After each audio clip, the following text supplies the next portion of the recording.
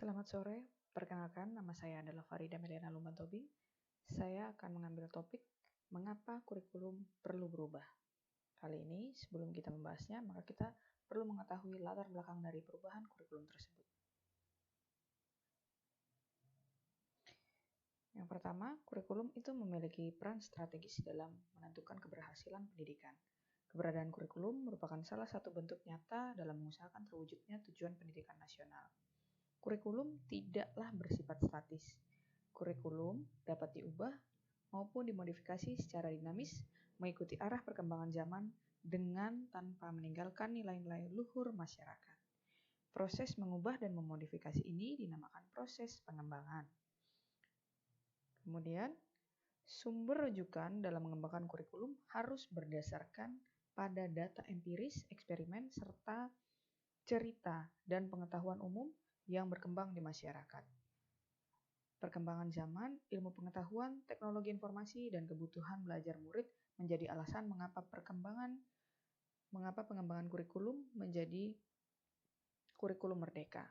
Hal ini sebagaimana tujuan pendidikan menurut Ki Hajar Dewantara, yaitu menuntun segala kodrat yang ada pada anak-anak agar mereka dapat mencapai keselamatan dan kebahagiaan yang setinggi-tingginya sebagai manusia maupun sebagai anggota masyarakat.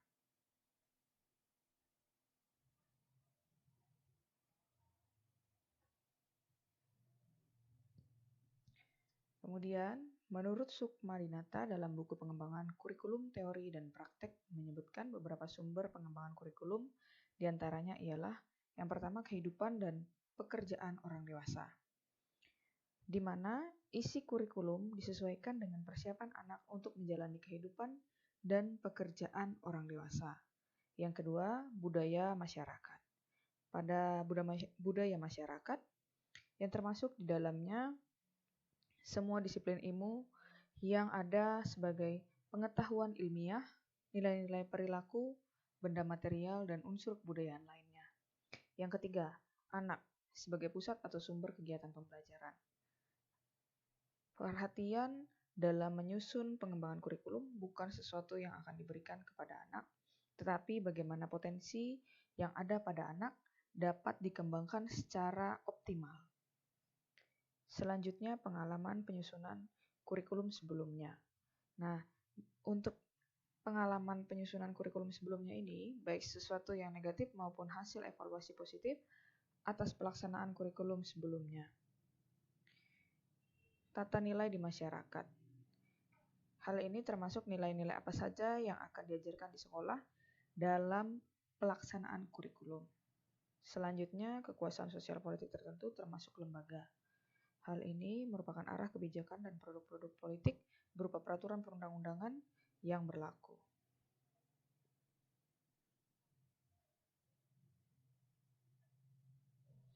Selain itu, pengembangan kurikulum juga perlu memperhatikan prinsip-prinsip dalam mengembangkan kurikulum. Menurut H. Malik dalam buku Manajemen Pengembangan Kurikulum menyebutkan 8 prinsip dalam mengembangkan kurikulum. Prinsip-prinsip tersebut antara lain prinsip yang berorientasi pada tujuan, relevansi, efisiensi, fleksibilitas, kontinuitas, keseimbangan, keterpaduan, dan mutu. Selanjutnya, menurut Sukmadinata, membagi prinsip pengembangan kurikulum menjadi 2 kelompok, yakni prinsip umum dan prinsip khusus. Adapun prinsip umum dimaknai sebagai prinsip yang harus diperhatikan untuk dimiliki oleh kurikulum sebagai totalitas dari gabungan komponen-komponen yang membangun. Adapun penjabaran prinsip-prinsip umum ialah sebagai berikut.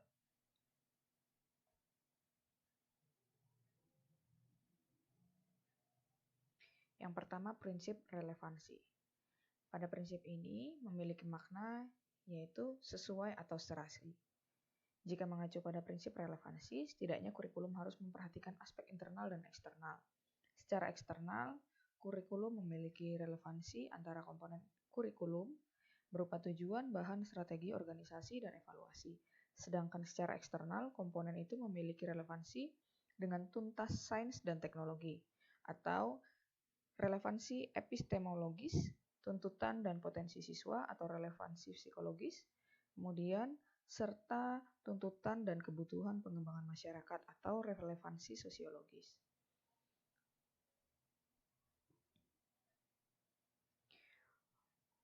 Oleh sebab itu, dalam membuat kurikulum harus memperhatikan kebutuhan, lingkungan masyarakat dan siswa di sekitarnya, sehingga nantinya bermanfaat bagi siswa untuk berkompetisi di dunia kerja yang akan datang.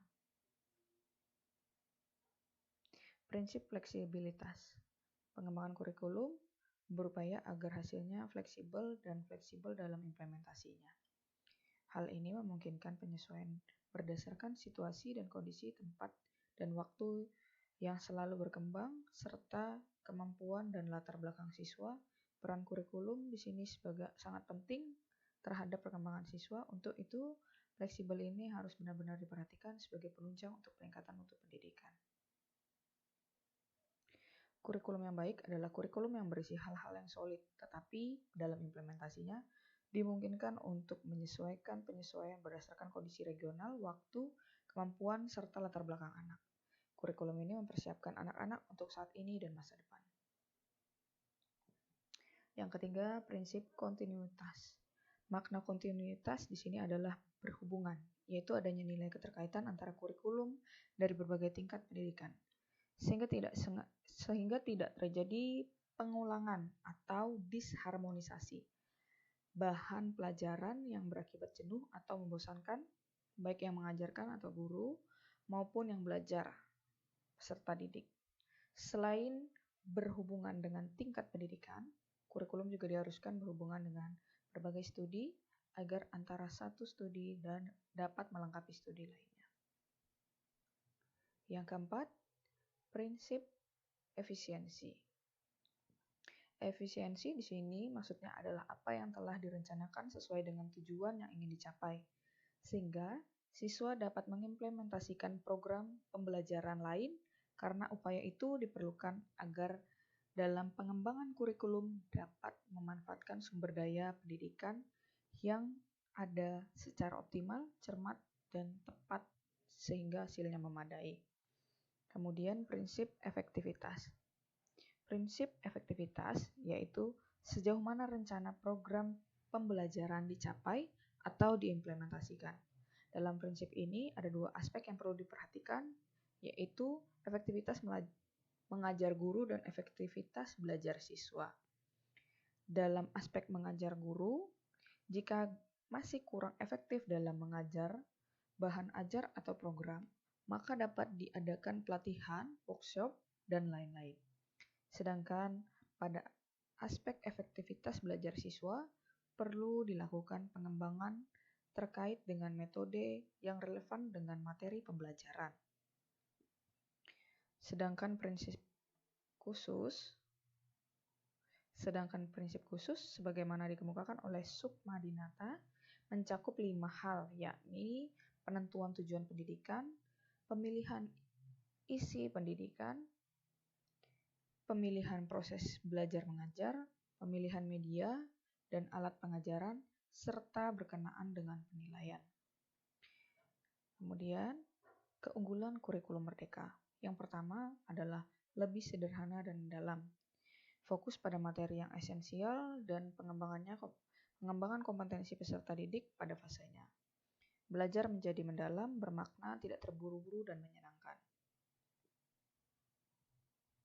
Keunggulan kurikulum merdeka yang kedua adalah lebih merdeka. Peserta didik tidak ada program peminatan di SMA. Peserta didik memilih mata pelajaran sesuai minat, bakat, dan aspirasinya.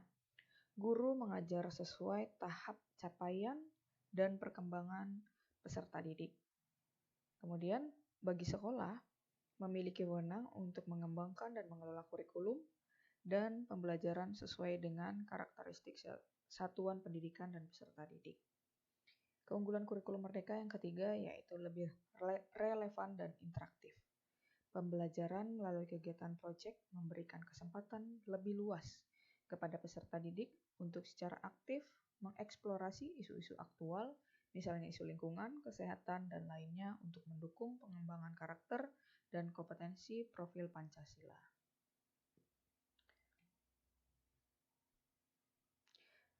Ada 3 pilihan implementasi kurikulum merdeka jalur mandiri. Yang pertama, pilihan pertama yaitu mandiri belajar, menerapkan beberapa bagian pada prinsip kurikulum merdeka tanpa mengganti kurikulum satuan pendidikan yang sedang diterapkan. Pilihan yang kedua yaitu mandiri berubah, menerapkan kurikulum merdeka menggunakan perangkat ajar yang sudah disediakan.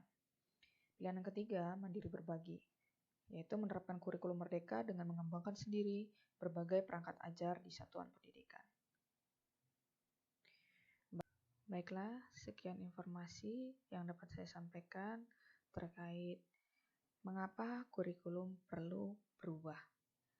Terima kasih, saya ucapkan selamat sore.